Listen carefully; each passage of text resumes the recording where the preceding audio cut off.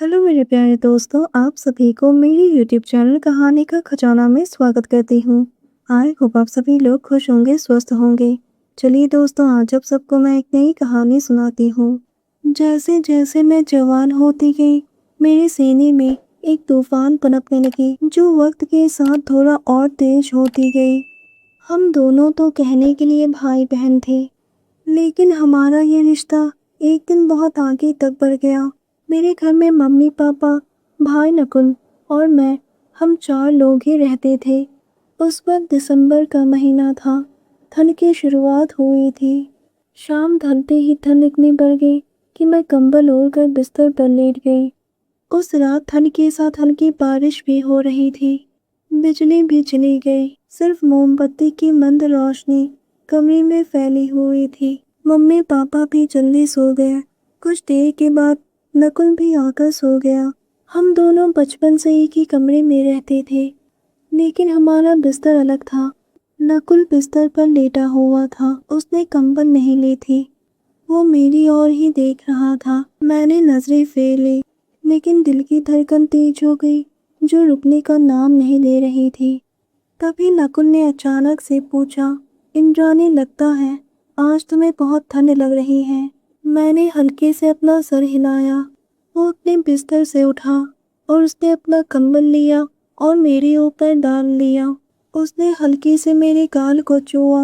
उसके हाथों की गर्मी मेरे पूरे शरीर में उतर गई।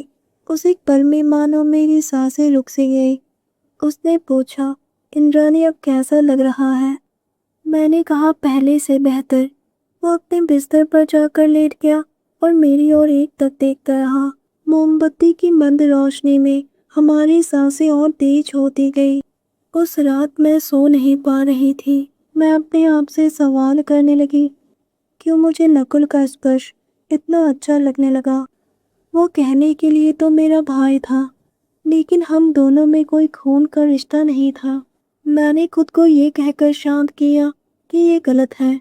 मम्मी पापा की इज्जत का सवाल है। उन्होंने मुझे एक नई जिंदगी दी, मुझे इस घर में अपनी बेटी की तरह रखा, लेकिन मन को संभालना मुश्किल हो रहा था।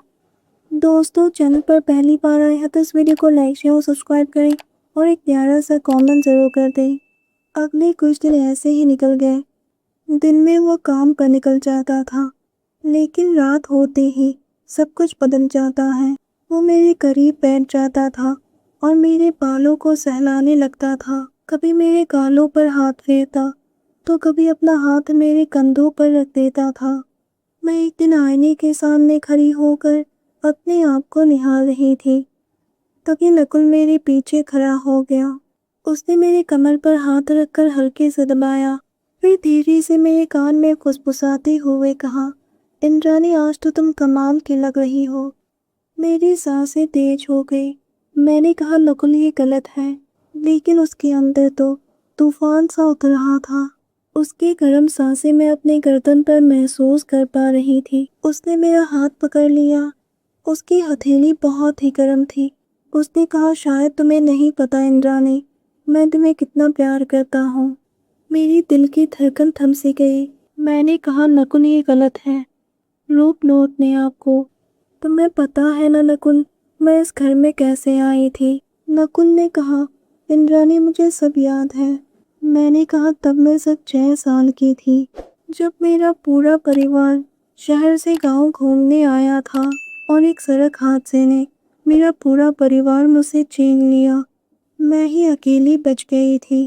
अगर उस दिन तुम्हारे मम्मी पापा ने मुझे नहीं बचाया होता, तो आज मैं तुम्हारे सामने नहीं होती। मम्मी पापा ने मुझे अपनी बेटी की तरह रखा, कभी किसी चीज़ की कमी नहीं होने दी। मैं तो उनके एहसानों तले दबी हुई हूँ। हमारी एक गलती की वजह से मम्मी पापा को बहुत दुख होगा। नकुल ने कहा, तुम्हें तो मम्मी पापा बहुत प्यार करते हैं। अगर हम एक हो गए तो उन्हें कभी बुरा नहीं लगेगा। इतना कहते ही नकुल ने मुझे अपनी बाहों में भर लिया। मैंने कहा, लेकिन नकुल। उसने मेरे होठों पर अपनी उंगलियां रख दी। वो इतनी गर्म थी कि मैं सिहर गई। नकुल धीरे धीरे मेरा पीठ सहलाते हुए आगे बढ़ता गया। मैंने अपना चेहरा उसके सीने में छुपा लिया और नाखून से उसके पीठ को खरोचने लगे। मन की चाहत इंसान से क्या कुछ नहीं करवाती है। उस दिन के बाद से हमारा प्यार, हमारी चाहत हर दिन बढ़ती जा रही थी। समय बीतता गया और एक दिन नकुल ने हिम्मत करके मम्मी पापा से हमारे रिश्ते की बात कही। मम्मी पापा तो खुशी से झूम उठे। उन्होंने तो मुझे पहले से ही अपनी बेटी माना था। अब घर की बहू के रूप में भी मुझे उन्होंने स्वीकार कर लिया। दोस्तों, आप सबने अपना कीमती समय निकालकर इस वीडियो को सुना। इसके लिए आप सभी को धन्यवाद करती हूँ। धन्यवाद दोस्तों।